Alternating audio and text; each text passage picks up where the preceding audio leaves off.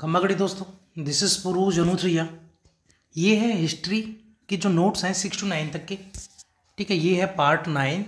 8 video already मैं अपने channel पर डाल चुका हूँ। तो चलिए स्टार्ट करते हैं। मुगलों के अन्य शासकों से संबंध।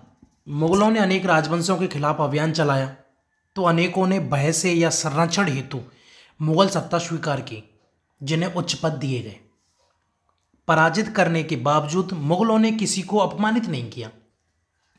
औरंगजेब द्वारा शिवाजी को अपमानित करना एक अपवाद है, क्योंकि औरंगजेब ने जो है वो शिवाजी को अपमानित किया था। राजपूत कन्याओं से विवाह कर भी राजवंशों से संबंध स्थापित किए गए। मनसबदार और जागीरदार शासक वर्ग में तुर्की तुरानी के अलावा ईरानियों, भारतीय मुसलमानों, मराठों, अफगानों, राजपूतों और अन्य समूह भी शामिल थे, जो मनसबदार कहलाए। मनसबदार मनसबों के प्रधान होते थे, जिन्हें श्रेणी व्यवस्था, जिसके जरिए पद, वेतन, सैन्य उत्तरदायित्व दिया जाता था। पद और वेतन का निर्धारण जातों की संख्या पर निर्भर था। जितनी ज्यादा जात की संख्या उतना ज्यादा वेतन या प्रतिष्ठा। मनसबदारों को वेतन राजस्व एकत्रित करने वाली भूमि या जागीर के रूप में दी जाती थी, जो तकरीबन इक्ताओं के समान थी। परंतु मनसबदार मुक्तियों की तरह जागीरों पर ना रहते थे, ना शासन करते थे। सिर्फ राजस्व उगाही का इनका काम था। जब्त और जमींदार।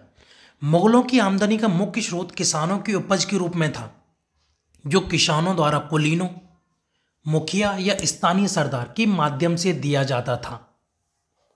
इन्हीं मध्यस्थों, मुखिया या सरदार को जमींदार कहा जाता था। राजस्व मंत्री टोडरमल द्वारा 10 साल 1570 से 80 के लिए कृषि की पैदावार, कीमतों और कृषि भूमि का आंकलन कर प्रत्येक फसल पर नगद कर निश्चित कर दिया गया था। सूबों या प्रांतों को राजस्व मंडलों में बांटा गया था तथा प्रत्येक फसल के लिए राजस्व दर की अलग सूची बनाई गई। राजस्व प्राप्ति की यही व्यवस्था जब्त कहलाई। आईने अकबरी या अकबरनामा अबुल फजल की कृति है। ये 3 जिल्दों में। पहली जिल्द है अकबर के पूर्वजों का वर्णन। दूसरी जिल्द में अकबर के शासनकाल की घटनाएं। तीसरा जिल्द आईने अकबरी प्रशासन, घराने, सेना, राजस्व और साम्राज्य का भूगोल।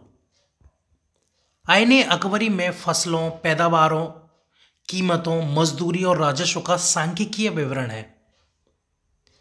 अकबर की नीतियां। साम्राज्य सूबों में बटा था, जिसके प्रशासक सूबेदार कहलाते थे, जो राजनीतिक तथा सैनिक कार्य निर्वहन करते थे। दीवान वित्तीय अधिकारी, बख्शी सैनिक वेतनाधिकारी, सरदार धर्माधिकारी, फौजदार, सेनानायक और कोतवाल पुलिस अधिकारी। अकबर ने अबुल फजल की मदद से सुलह कुल के सच्चाई, नीति, न्याय और शांति पर आधारित शासन दृष्टि को अपनाया। सभी धर्मों का समान आदर। 17वीं शताब्दी में और उसके पश्चात मुगल साम्राज्य। शाहजहां के शासनकाल के 20वें वर्ष के दस्तावेजों से पता चलता है कि मनसबदार कुल 8000 में 445 ही थे। उच्चतम पद प्राप्त। कुल मनसबदारों की एक छोटी संख्या 5.6% को ही साम्राज्य के अनुमानित राजस्व का 61.5% स्वयं या उनके सेवकों के वेतन स्वरूप दिया जाता था। 17वीं शताब्दी के अंत तक साम्राज्य विभिन्न प्रांतों में बंट गया। फलस्वरूप अनेक स्वतंत्र प्रांतों का उभरना हुआ। अकबर के समकालीन शासक। इंग्लैंड की रानी एलिजाबेथ 1558 से 1603। ईरान का सफाविद शासक शाह अब्बास 1588 से 1629। रूसी शासक जार इवान फोर्थ बेसिलयेविच 1530 से 1584। Ivan the Terrible.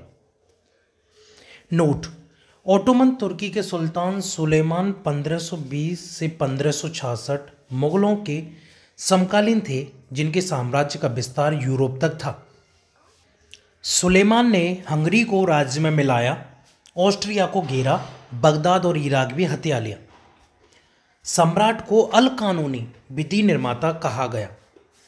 Note 2, Mehrunnisa 1611 में जहांगीर से विवाह कर नूरजहां का खिताब पाकर प्रसिद्ध हुई।